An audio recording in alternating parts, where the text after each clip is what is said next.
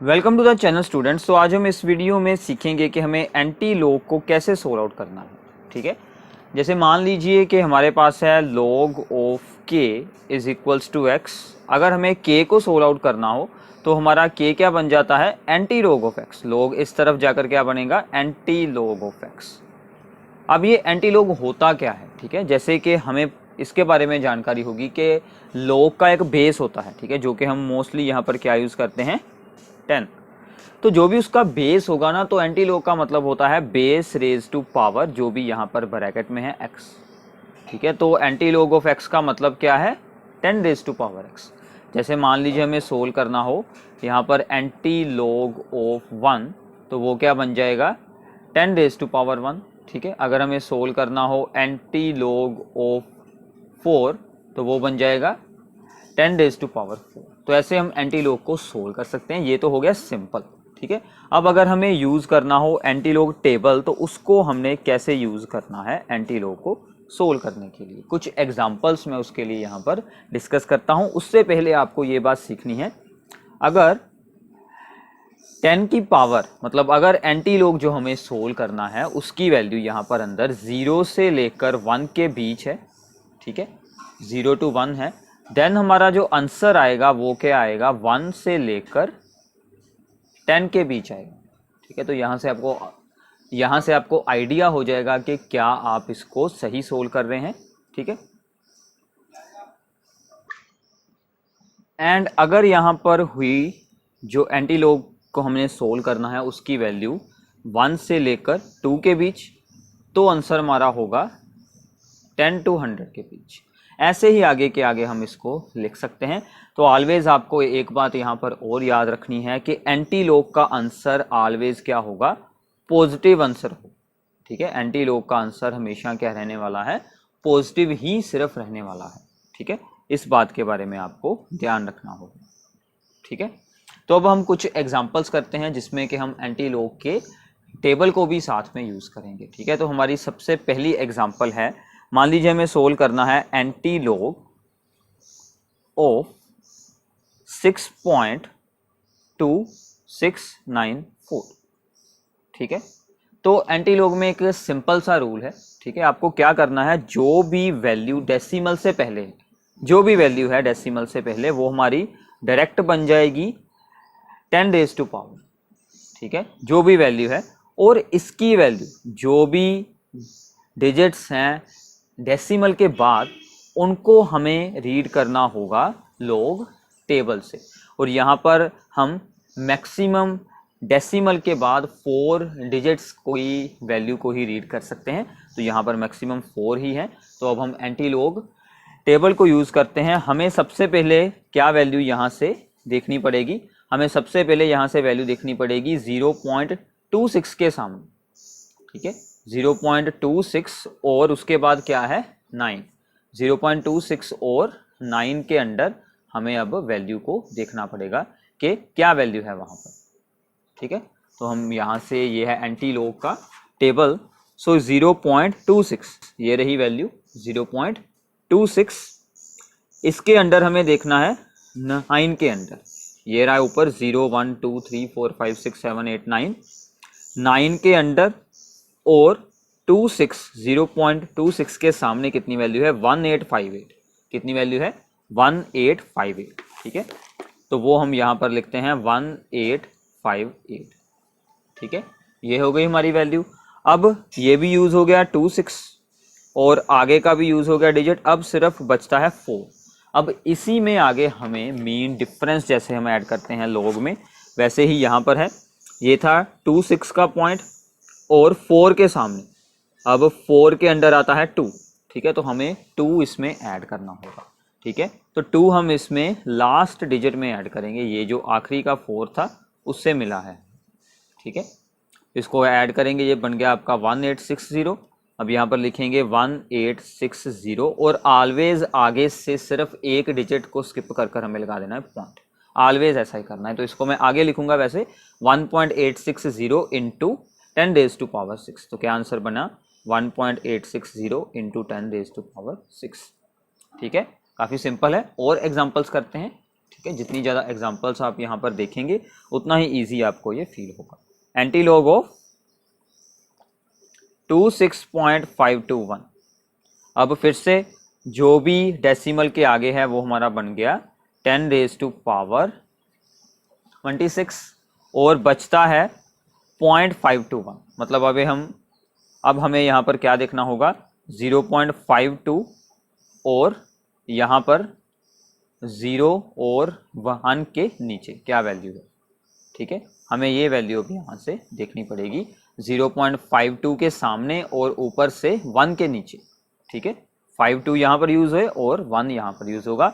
4th अगर digit होता तो आगे फिर इसमें कुछ ऐड होता, बट यहाँ पर अब सिर्फ ओनली एक ही 3 डिजिट्स तक ही हमें सोल्व करना है। तो अब हम यहाँ से वैल्यू रीड करते हैं 0.52 1 के लिए।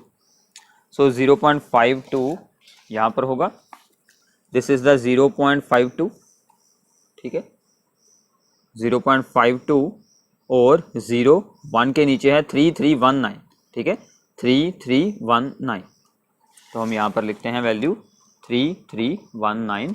ऐसे ही वैल्यू यहाँ पर आ जाएगी 3319 और एक डिजिट छोड़कर लगेगा डेसिमल। ठीक है, तो ऐसे हमें सोल्व करना है एंटी लॉग की वैल्यू को। तो दो एग्जांपल्स आपकी काफ़ी इजी हो गई हैं। ठीक है, एक एग्जांपल और करते हैं ऐसे ही, एंटी लॉग ऑफ 0.0051। ठीक है, तो सबसे पहले है 0, मतलब यहाँ पर आएगा 10⁻0, मतलब ये तो यूज़ ही नहीं होने वाला। अब हमें इसकी वैल्यू देखनी है। मैंने आपको इससे पहले ही बताया था कि पॉइंट के आगे मैक्सिमम 4 डिजिट्स, तो यहाँ पर 4 हैं। सबसे पहले 0 0 फिर है 5, मतलब हमें अब कौन सी वैल्यू रीड करनी है, 0 0 और यहाँ से 5 के अंडर। ठीक है, 0 0 और 5 के अंडर, और बाद में उसके अकॉर्डिंग जो होगा 1 के नीचे होगी वैल्यू, उसको हमें ऐड कर देना है। ठीक है, हमें ये दोनों वैल्यूज़ को देखना पड़ेगा, 0 0 के सामने और 5 के अंडर। ठीक है, तो ये रहा हमारा, सबसे ऊपर है 0 0 और 5 के अंडर बन गया 1 0 1 2, और उसके बाद था हमारा 1 और उसके लिए है 0। ठीक है, एक वैल्यू होगी हमारी 1 0 1 2, दूसरी हो गई 0। ठीक है, 1 0 1 2, हम यहाँ पर लिखेंगे 1 0 1 2 और यहाँ पर था 0, मतलब इसमें 0 ऐड होगा तो सेम ही आ जाएगा। तो ये बन गया 1 0 1 2, एक डिजिट छोड़कर लगाएंगे पॉइंट, तो हमारा ये आंसर बन गया, क्योंकि इसकी वैल्यू क्या होती है 1। ठीक है, तो ये हमारा आंसर बन जाएगा। Okay, so these are the simple examples. कुछ और एग्जांपल्स करते हैं। ठीक है, कॉम्प्लेक्स थोड़ी सी इनसे। तो अगली एग्जांपल हमारी काफ़ी इंपॉर्टेंट है। ठीक है, जिसमें हमें नॉर्मली काफ़ी इसमें एक कन्फ्यूज़न होती है। तो अब हम करेंगे anti log of the negative number, जैसे है -8.791। ठीक है, जब भी कोई नेगेटिव नंबर आ जाए तो हमें क्या करना है, उसे एक इंटीजर में चेंज करना है। अगर तो वो हुआ डायरेक्टली इंटीजर, मान लीजिए अगर वो कुछ ऐसी वैल्यू होती एंटी लॉग ऑफ द -2, तो वो हमारा डायरेक्ट आंसर बन जाता -2। ठीक है ना, बट अब यहाँ पर आगे भी वैल्यूज़ हैं। ठीक है ना, डेसिमल में। सो पहले हमें इसको एक पॉजिटिव एंड साथ में इसको एक इंटीजर में चेंज करना होगा। हमें क्या करना है, इससे जो ऊपर का इंटीजर है, जैसे इससे ऊपर क्या है 9 है, 9 में से इसको हम करेंगे सब्ट्रैक्ट। ठीक है, 8.791 को, तो ये क्या बन जाएगा, इसको हम करेंगे सब्ट्रैक्ट, सो 9.20। ठीक है, अब इसका मतलब क्या है कि हम -8.791 को यहाँ पर क्या लिख सकते हैं, माइनस का 9 प्लस हम लिख सकते हैं 0.209। ठीक है, इसे हम ऐसे यहाँ पर राइट डाउन करेंगे। ठीक है, -8.791 को हमने क्या लिख दिया, -9 प्लस 0.209। ठीक है, सो मतलब हमारी वैल्यू ये क्या बन गई। ये स्टेप आपको हमेशा यहाँ पर यूज़ करना पड़ेगा। ठीक है, और जब दो टर्म्स में यहाँ पर एडिशन का साइन होता है ना एंटी लॉग के अंदर, तो हम उन दोनों का एंटी लॉग मल्टीप्लाई में लिख लेते हैं। ठीक है ना, पावर होती है ना, इसलिए तो प्लीज़ इस बात का ध्यान रखना है। इसके दो पार्ट हुए हैं ये दोनों, इन दोनों का एंटी लॉग आपको लिखना है मल्टीप्लाई में। इसका तो डायरेक्टली सोल्व हो जाएगा 10⁻⁻9। अब हमें सिर्फ इसकी वैल्यू को देखना पड़ेगा। ठीक है ना, सो -0.209 की वैल्यू को देखते हैं।